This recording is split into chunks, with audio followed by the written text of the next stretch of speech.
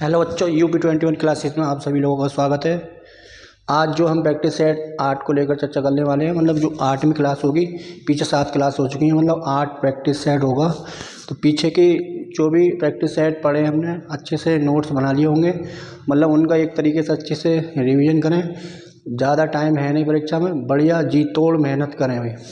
तो हमने जो आज पहली स्लाइड पर जो क्वेश्चन लिए हैं वो 5 रिवीजन के तौर पर हमने 5 प्रश्न लिए हैं। फिर उसके बाद हम प्रैक्टिस सेट को कंटिन्यू करेंगे। ये थोड़ा सा हमने प्रैक्टिस सेट को थोड़ा सा चेंज किया, मतलब पहले 5 रिवीजन क्वेश्चन, फिर प्रैक्टिस सेट को लेकर चर्चा करेंगे। करते हैं भाई शुरू। पहला क्वेश्चन देखो, 5 रिवीजन प्रश्न है। कुल्लू घाटी और लाहौल स्पीति घाटी को कौन सा दर्रा जोड़ता है? तो ये पीछे क्लास में पढ़ा, ये है भैया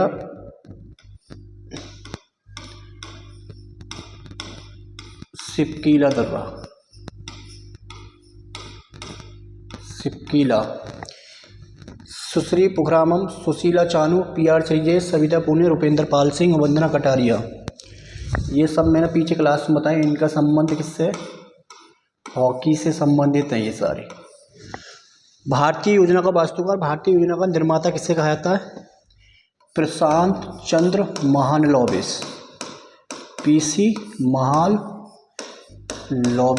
महालनोबिस, PC नोबिस, प्रशांत चंद्र महालनोबिस, प्रशांत चंद्र। भारत का पहला सुपरकंप्यूटर परम 8000 कब लॉन्च किया गया? तो इस 1991 में लॉन्च किया गया। लहबाब दुचेन, द्रकपद दुचेसिस, पुंगलबशोल और भूमचू महोत्सव का संबंध किस राज्य से? तो ये सारे जो फेस्टिवल हैं इनका संबंध किससे? सिक्किम राज्य से। तो ये 5 प्रश्न हमने एक तरीके से रिवीजन के तौर पर देखे। आगे प्रैक्टिस सेट को हम कंटिन्यू कर रहे हैं भाई। देखो जरा, पहला क्वेश्चन स्लाइड पर तुम्हारा, निम्नलिखित में से कौन सा शब्द भारतीय संविधान की प्रस्तावना में उल्लेखित नहीं है? तो प्रीएम्बल को मैंने एक दिन तुम्हें पढ़ाया भी था, मतलब कौन कौन से शब्दों का उल्लेख है उसमें। अब इसमें दे रखा है तुम्हारा संप्रभुता, लोकतांत्रिक और पंथनिरपेक्ष, संघीय। तो यहाँ पर हमारी प्रस्तावना में संघीय शब्द का कहीं उल्लेख नहीं है। प्रस्तावना किसके द्वारा पेश की गई, मतलब किसके द्वारा पेश की गई और संविधान सभा के द्वारा कब स्वीकार की गई, ये सब पीछे चर्चा कर चुके हैं। तो संघीय शब्द का कहीं उल्लेख नहीं है। आएंगे अगले क्वेश्चन में।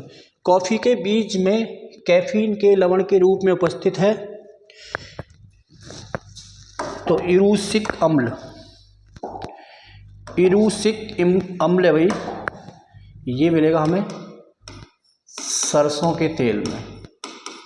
पूछा गया है भाई, सरसों के तेल में कौन सा एसिड पाया था? इरूसिक एसिड। लैक्टिक अम्ल जो पाया था दूध व दही में। और यूरिक एसिड जो पाया जाता है हमारा यूरिन में पाया था, यूरिन में यूरिक एसिड। तो इसमें आंसर होगा हमारा क्लोरोजेनिक एसिड। तो कुछ एसिड के नाम और देखेंगे भाई जरा। पिछली क्लासों में मैंने बहुत सारे एसिड बताए होंगे। एक है तुम्हारा बेंजोइक एसिड। बेंजोइक अम्ल को बताएंगे भाई जरा। एक ग्लूटामिक एसिड किसमें पाया था? Glutamic acid. एक हमें बताना सियालिक एसिड। सियालिक एसिड किसमें मिलेगा भाई? एक एलिसिन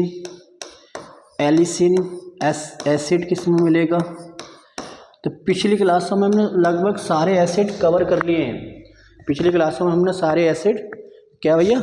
एलिसिन एसिड हो गया तुम्हारा, सियालिक, लैक्टिक, इरूसिक, ग्लूटामिक। अब देखो बेंजोइक एसिड जो मिलता है हमारा ग्रास अर्थात घास में, ग्लूटामिक एसिड गेहूं में, सियालिक एसिड आंसू में हमारा सियालिक एसिड मिलेगा। प्याज और लहसुन में एलिसिन, प्याज और लहसुन एसिड पूछ रहा है, ये ना पूछ रहा है गंध किसके कारण आती है इसमें।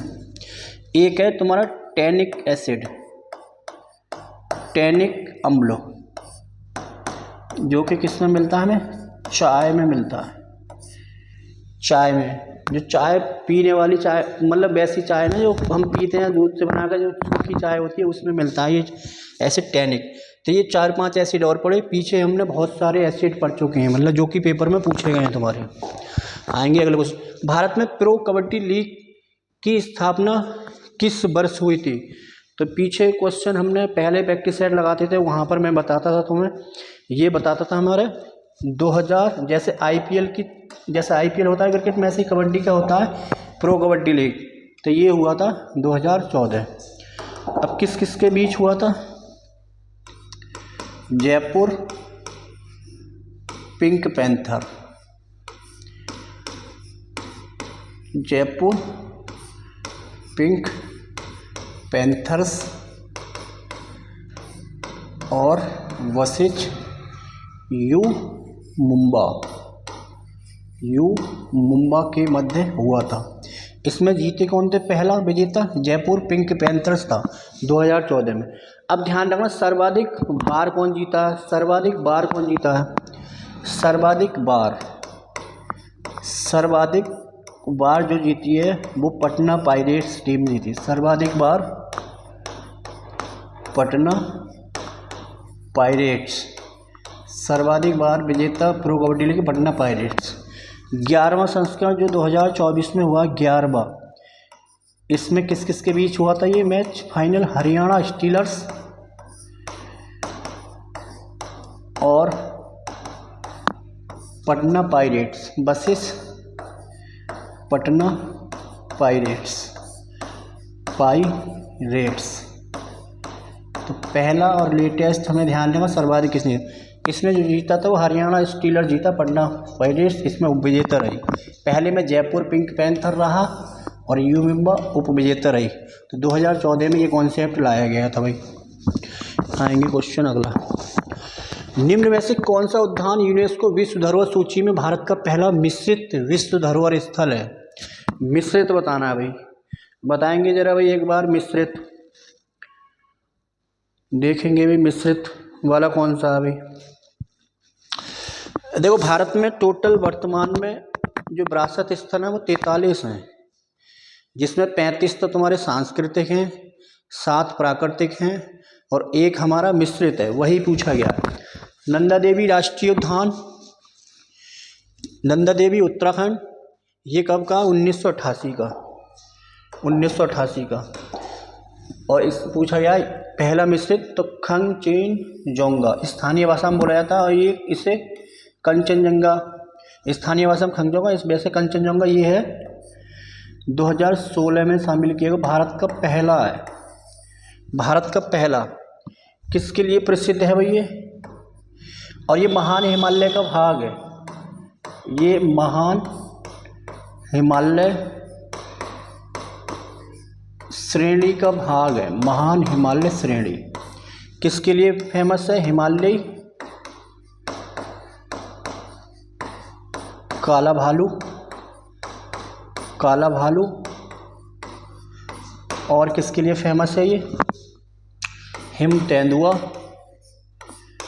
हिम तेंदुआ योजना जो कि 2009 में लाई गई थी, और एक लाल पांडा, लाल पांडा। अब देखो लाल पांडा ये जो है सिक्किम का राजकीय पशु है, सिक्किम का स्टेट एनिमल, राजकीय पशु लाल पांडा है, लाल पांडा। और लाल पांडा को लेकर एक भारत में परियोजना लाई गई थी, कब, 1994 में लाई गई। हिम तेंदुआ को लेकर परियोजना जो लाई गई थी हमारे इसके संरक्षण के लिए 2009। ये वाला तुम्हारा एसएससी जीडी में पूछा गया, हिम तेंदुआ भारत सरकार द्वारा परियोजना किस वर्ष लाई गई, 2009। लाल पांडा हिमालय क्षेत्र में मिलेगा, सिक्किम का राजकीय पशु है, और इसके लिए परियोजना जो लाई गई 1994 में लाई गई। तो यहाँ पर ये ध्यान रखना, इनसे रिलेटिव एक ये जो नेशनल पार्क है अगली स्लाइड पर देखेंगे हम। देखो टाइम बचाने के लिए मैंने नोट कर दिए हैं। देखो सबसे पहले देखेंगे भाई नंदा देवी राष्ट्रीय उद्यान कब शामिल किया गया? 1988 में शामिल किया गया। चमोली उत्तराखंड में स्थित है। कब राष्ट्रीय उद्यान घोषित के रूप में स्थापित किया गया? 1982। ऋषि गंगा और गौरी गंगा नदी घाटी के मध्य में स्थित है, ये ध्यान रखना। किसके लिए प्रसिद्ध है? हिम तेंदुआ के लिए प्रसिद्ध है। और इसके लिए हिम तेंदुआ के लिए ये परियोजना जो लाई गई, हिम तेंदुआ परियोजना, और ये जीडी में तुम्हारा पूछा गया पेपर में, ये लाई गई थी 2009 में लाई गई थी। अब देखो यहाँ पर ये नंदा देवी और फूलों की घाटी उत्तराखंड में। अब दूसरा जो दे रखा है हमारा वो है फूलों की घाटी। कब शामिल की गई यूनेस्को में? 2005 में। ये भी चमोली उत्तराखंड में, और 1982 में से स्थापित किया गया राष्ट्रीय उद्यान। खोज इसकी फ्रैंक स्माइथ के द्वारा, ये पूछी गई है उत्तराखंड एग्जाम में। हिमाचल और उत्तराखंड हिमालय के मध्य स्थित है। फिर देखेंगे आगे। केवला देव 1985 में शामिल की गई। 1985 में 3 थी, केवला देव, काजीरंगा, मानस। कहाँ पर है भाई? भरतपुर राजस्थान में स्थित है। किसके लिए फेमस है? साइबेरियन क्रेन या साइबरस सारस के लिए प्रसिद्ध है।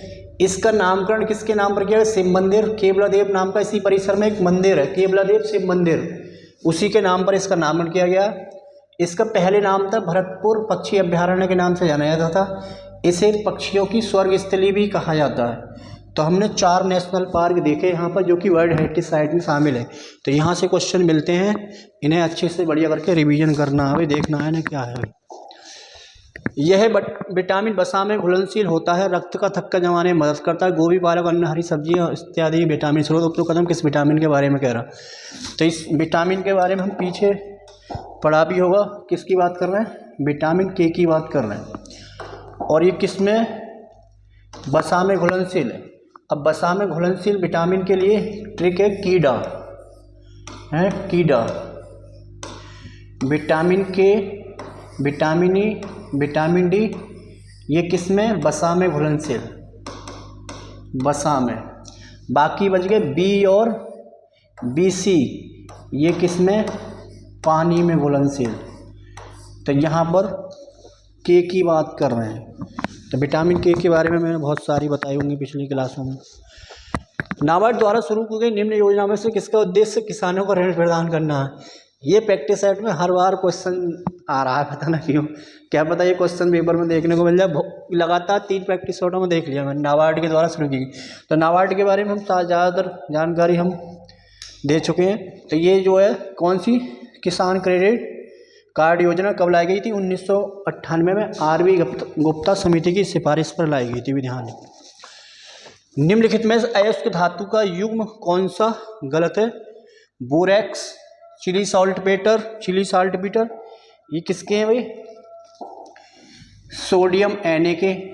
कोरंडम बॉक्साइट एल्युमिनियम के, बहुत ही इंपॉर्टेंट है भैया। हेमेटाइट मैग्नेटाइट लोहा। क्यूप्राइट मेलाकाइट बोर्नाइट, ये सब तांबा के हैं, तांबा के। जिंक का है कैलामाइन। पोटेशियम का देख लो, पोटेशियम का भैया, पोटेशियम का देख लो एक, पोटेशियम का है भैया कार्नेलाइट। किसका प्रतीक चिन्ह क्या होता है? के, कार्नेलाइट। पीबी सीसा का देख लो, सीसा का पीबी प्रतीक चिन्ह होता है पीबी इसका। सीसा का क्या है? गैलेना, गैलेना, सीसा का गैलेना। एक तुम्हारा यूरेनियम का अयस्क पिच ब्लेंड, यूरेनियम का अयस्क कौन सा? Pitch blend. एक तुम्हारा निकेल का मिलेराइट, निकेल का क्या? मिलेराइट। तो ये कुछ इम्पोर्टेंट हमने देखे यहाँ से। देखो बहुत सारे ये हमने कवर कर लिए, यहाँ से इम्पोर्टेंट है, इसको एक बार जरूर देख के जाना है पेपर में। भगवान खंडोबा से जुड़ा वाद्य मुरली नृत्य मूल रूप से निम्न किस राज्य से संबंधित है? गोवा। गोवा के ज़्यादातर हमने पढ़ लिए, महाराष्ट्र, तो महाराष्ट्र में पिछली क्लास में भी बताया, तो महाराष्ट्र के हम दो और नए देखेंगे यहाँ पर। एक है पोबदास, पोबदास, दो और याद करेंगे, एक दही काला, एक ध्यान रखें सौंगी मुखावटे, सौंगी मुखावटे, ये भी कहाँ के, महाराष्ट्र के हैं भाई। बाग्य मुरली भी, ये भी कहाँ का, महाराष्ट्र का, यह भगवान खंडोबा से जुड़ा हुआ है, पिछली क्लास में मैंने बताया होगा। अब देखो कर्नाटक के, देखो कर्नाटक के यक्ष नाम का लड़का गाना गा रहा है। सुग्गी, एक सुग्गी, हुतारी, कभी कभी हुट्टारी भी दे देता है, हुट्टारी, एक करगा या करागा भी देता है, करगा, करगा, करागा, यक्षगान, सुग्गी, हुटारी, करगा। एक ध्यान रखना, एक बोलक आठ, बोलक आठ, ये अभी तीन ध्यान रखनी है भाई। यक्षगान, सुक्की, सुग्गी, हुटारी, करगा, बोलक आठ, ये इम्पोर्टेंट है, कहाँ के भाई, कर्नाटक के हैं। तो यहाँ पर कर्नाटक, और एक डोलू कुनीथा, डोलू कुनीथा अगली क्लास में और भी देखेंगे हम। पहले साउथ इंडिया को लेकर चल रहे हैं भाई, साउथ इंडिया के 3-4 स्टेट को कवर कर लेंगे हम आज। केरल का, केरल का मार्गोम कली, कली रूट वर्ड मार्गोम कली, मार्गोम कली, लोकप्रिय ईसाई नृत्य रूप है भाई, पूछा गया है ये पेपर में इस बार, लोकप्रिय ईसाई नृत्य और कला रूप, मार्गोम कली, लोकप्रिय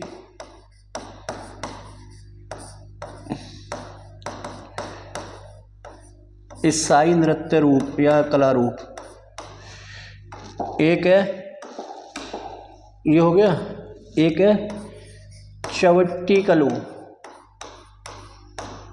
चवट्टी कली, एक हमें ध्यान रखना कोल कली, कोल कली, एक थेयम, थेयम या बोलते हैं तेयम भी मिल जाता है कहीं कहीं, तेयम।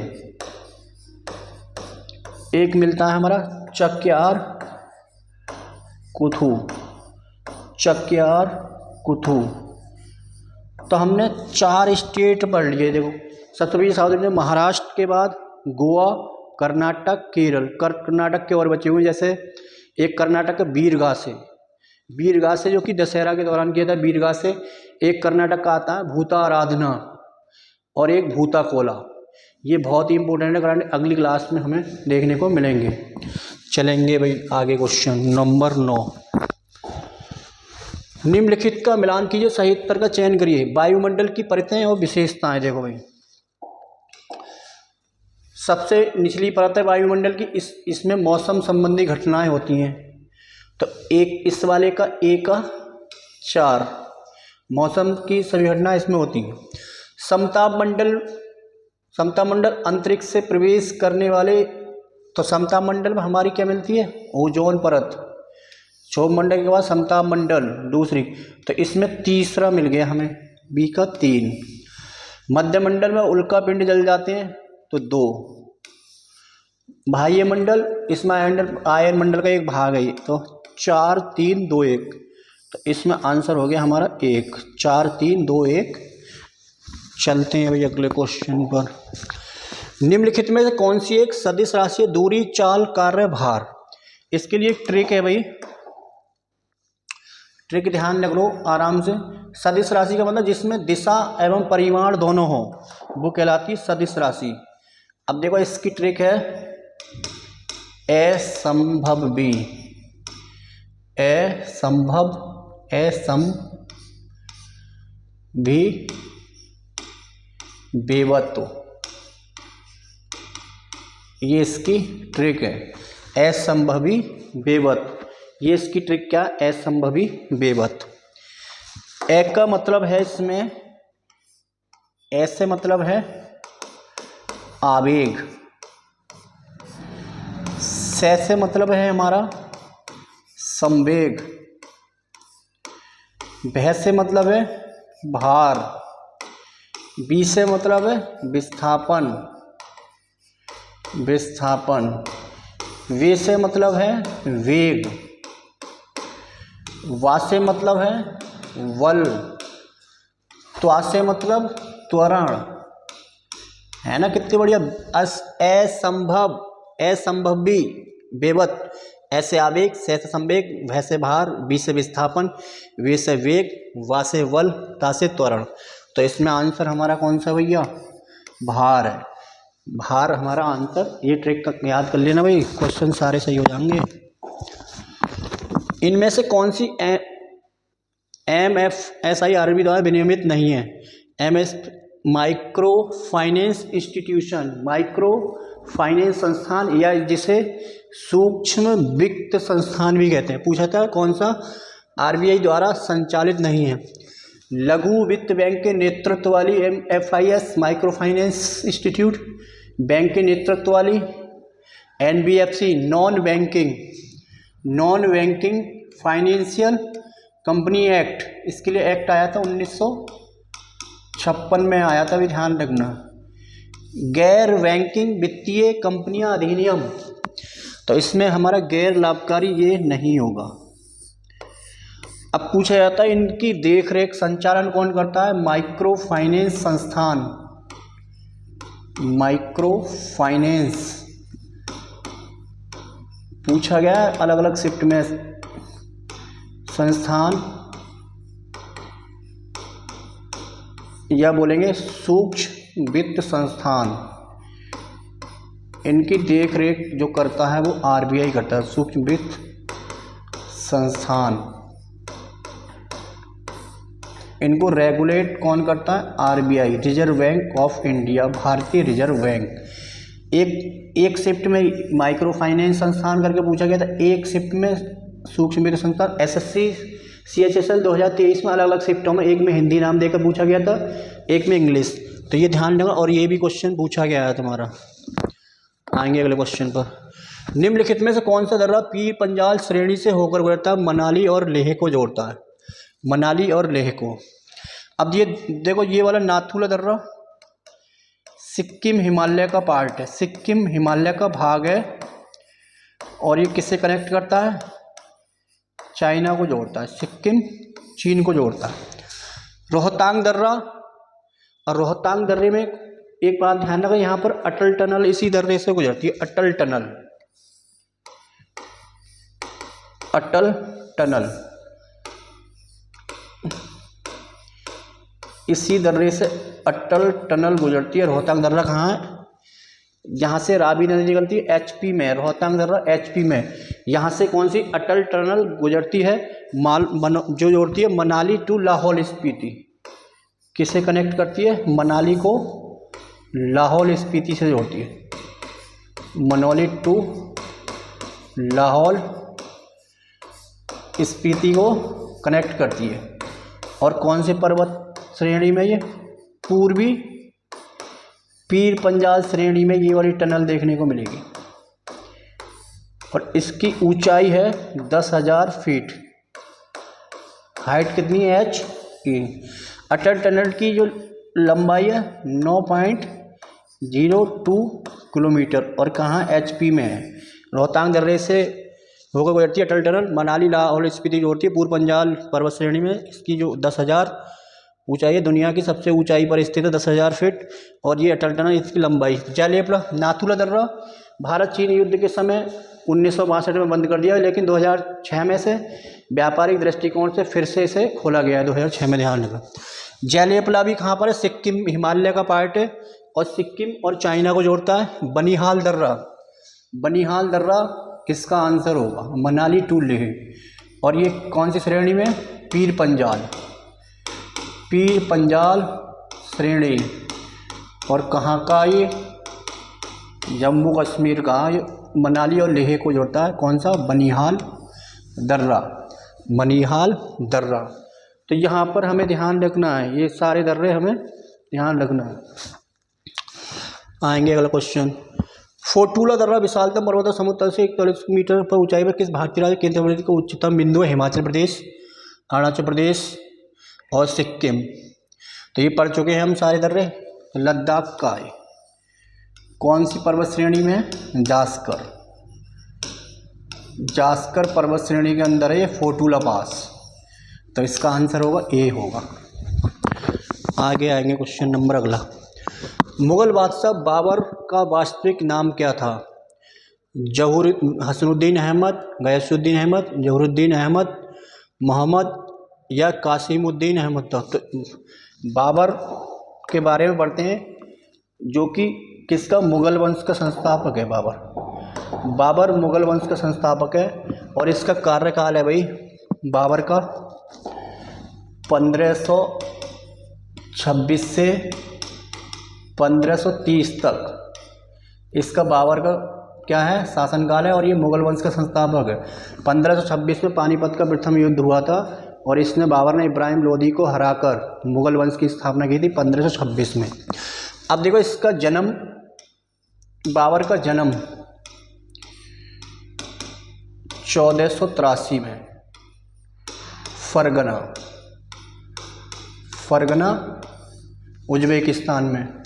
लेकिन ये पूछा जाता है फरगना की गद्दी पर कितने वर्ष की उम्र में बैठा? फरगना की गद्दी पर पूछा जाता है, गद्दी पर ये बैठा था 1494 ईस्वी। और कितने वर्ष की उम्र में? 12 वर्ष की उम्र में बैठा था। 12 वर्ष की उम्र में बैठा था। अब देखो ये इस, और ये था चंगताई तुर्क था। चंगताई कबीला था कौन? बाबर। और इसी ने जो है बाबरनामा लिखी है। और इस बाबरनामा जो इसकी भाषा है वो तुर्की है। कौन सी? चंगताई तुर्की भाषा में लिखी है बाबरनामा, बाबर ने। और इसमें ध्यान रखना, बाबर ने भारत में पूछा था किस दर्रे से प्रवेश किया था? खैबर दर्रा। भारत में प्रवेश खैबर दर्रा से किया था, खैबर दर्रा से। और पूछा था भारत में जो प्रवेश जो किया पश्चिम में, तो भारत में प्रवेश इसने किया था पंजाब से प्रवेश किया था। पूछा गया पेपर में कि बाबर ने पश्चिम में भारत में कहाँ से प्रवेश किया? पंजाब से प्रवेश किया था। 1530 में इसकी मृत्यु हो गई। 1530 में इसकी मृत्यु। और ये इसे कहाँ दफनाया गया? इसे दफनाया गया आगरा में। आगरा में दफनाया गया। लेकिन बाद में इसे जो ले जाया गया वो कहाँ पर ले जाया गया? अफगानिस्तान के काबुल में। और काबुल में ही इसका मकबरा है। पूछा था बाबर का मकबरा कहाँ पर है? काबुल में है। बाबर का मकबरा कहाँ पर है? काबुल में, अफगानिस्तान। लेकिन इससे दफनाया जो गया था 1530 में इसकी मृत्यु हुई थी। पूछा था कहाँ पर दफनाया गया? आगरा में। लेकिन बाद में इसे जो मतलब जो ले जाया गया कहाँ पर? काबुल। तो ये ध्यान रखने हैं। आगे इनके बैटल जो भी युद्ध होंगे, चंदेरी का, खानवा का युद्ध जो भी होंगे, घाघरा, वो सारे पढ़ेंगे आगे। आगे क्वेश्चन, भारतीय संविधान का कौन सा अनुच्छेद स्पष्ट रूप से प्रावधान करता है कि राष्ट्रपति पुनर्निर्वाचित होने के लिए पात्र है? 57, 54, 56, 58। तो यहाँ पर 57 है ना, 57। दोबारा दो का गैप है तो दोबारा, 2 का गैप है तो दोबारा, तो 2 का गैप है मतलब दोबारा। तो ये है कुछ राष्ट्रपति से आर्टिकल है, आगे देख लें। कुछ लिख दिया है मैंने, टाइम बच जाएगा थोड़ा इससे। देखो भाई, अनुच्छेद 52 कहता है राष्ट्रपति का पद। अनुच्छेद 53 कहता है राष्ट्रपति संघ की कार्यपालिका शक्ति निहित होगी। 54 चा से चन और चा से चार, तो 54 याद कर लेंगे। चा से चार, चा से चन, निर्वाचन में आया चन, तो चन 4। 56 राष्ट्रपति पद की अवधि बताई गई 56 में। 57 का पुनः निर्वाचन। 58 में योग्यताएं बताई गई हैं। 59 में राष्ट्रपति के कार्यकाल की शक्ति, ये बहुत इंपॉर्टेंट है, पूछा गया है। राष्ट्रपति की शपथ या प्रतिज्ञान किस में है? 60 में। और 61 में पढ़ चुके हैं हम कौन? राष्ट्रपति पर महाभियोग। तो ये राष्ट्रपति संबंधित कुछ आर्टिकल हैं जो कि पूछे जाते हैं पेपर में। और 55, इसमें 55 रह गया, वो कोटा से संबंधित है, राष्ट्रपति कोटा से संबंधित है। भारत के राष्ट्रपति के निर्वाचक मंडल में निम्नलिखित में कौन शामिल नहीं होते हैं? देखो राष्ट्रपति में के निर्वाचन में जो शामिल होते हैं लोकसभा और राज्यसभा के निर्वाचित सदस्य और विधानसभाओं के सदस्य। देखो एक तो लोकसभा राज्यसभा के निर्वाचित सदस्य भाग लेंगे, मनोनीत नहीं होंगे, क्योंकि मनोनीत जो होंगे, मनोनीत अगर होंगे इसमें तो वो राष्ट्र जिसने मनोनीत किए हैं उसका ही पक्ष करेंगे, इसलिए मनोनीत नहीं होंगे।